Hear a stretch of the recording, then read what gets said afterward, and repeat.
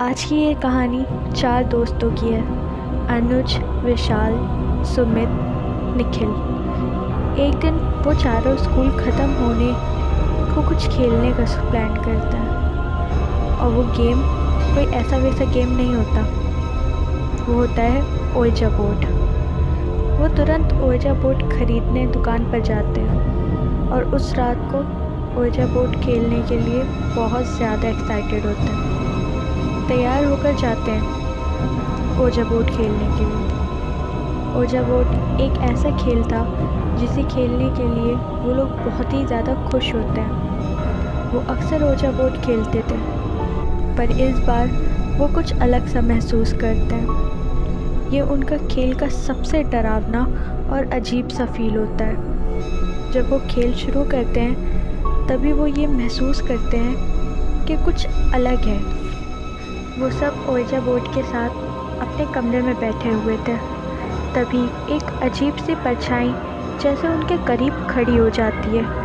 वो सभी इससे बहुत ज़्यादा घबरा जाते हैं। कुछ देर बाद ओइजा बोर्ड के सामने कुछ डरावनी सी आत्मा दिखाई देती है और उनका हाथ अपने आप ओइजा बोर्ड की तरफ आ जाता है।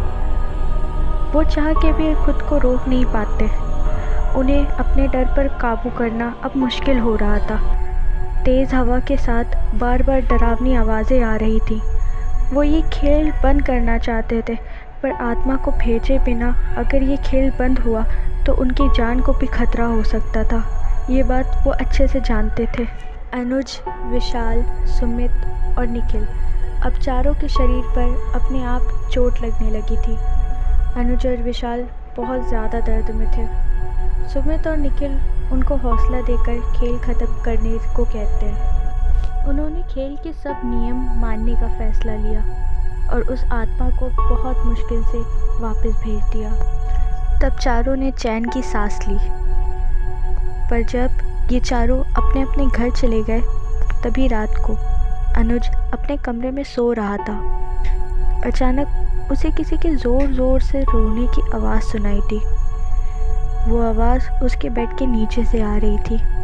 उसने अपने बेड के नीचे हिम्मत करके देखा, पर वहाँ उसे कोई नहीं दिखा।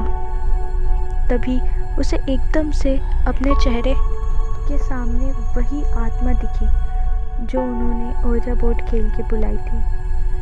अनुज के सामने से एक पल में वो आत्मा गायब भी हो गई, पर उसकी हंसी और आवाज़ लगातार आ जा रही थी।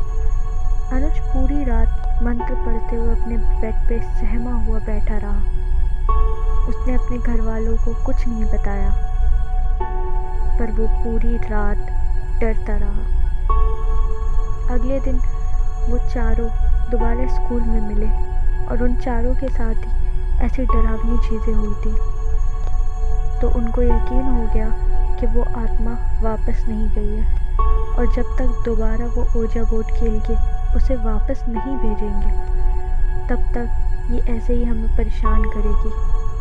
सब दोस्त सहमत थे सिवाय अनुज के, क्योंकि पिछली रात उसने इतना सब कुछ झेला था। वो बहुत डरा हुआ था, पर जैसे तैसे सब ने उसे मना लिया था। चारों दोस्त फिर से ओइजा बोर्ड खेलने के लिए मान गए थे। फिर उसी रात वो दोबारा ओइजा बोर्ड खेलने बैठते हैं, एक कमरे में लाइट बंद करके।